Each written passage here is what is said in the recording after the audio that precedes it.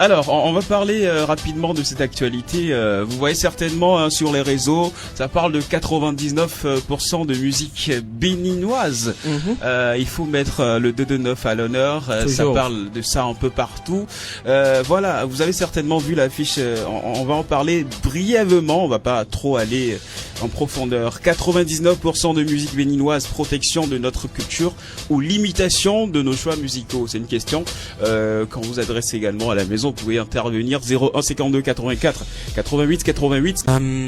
Déjà, je veux profiter pour saluer Captain Cœur Blanc qui est l'initiateur de ce bail-là, de ce mouvement qui a d'ailleurs bien porté ses fruits. Donc, belle idée, hein, Captain. Merci pour ce que tu fais. Alors, pour répondre à la question, je ne pense pas qu'on pourrait arriver à consommer 99% de musique béninoise.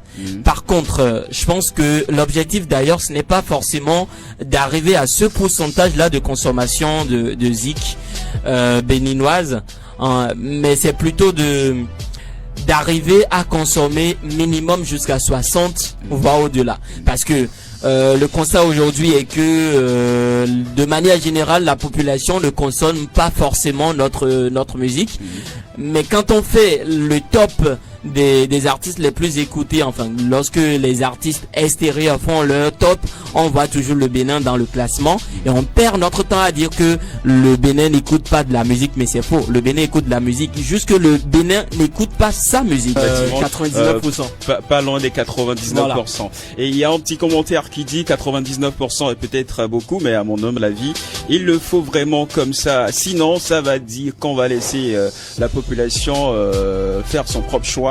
On sera encore au même endroit. Dans 100 ans, 1000 ans, elle va jamais faire un choix. Béninoise, nous demandons aux artistes de travailler beaucoup pour être reconnus à l'étranger, mais nous-mêmes ne faisons rien pour les aider. Aider un artiste, c'est écouter sa playlist.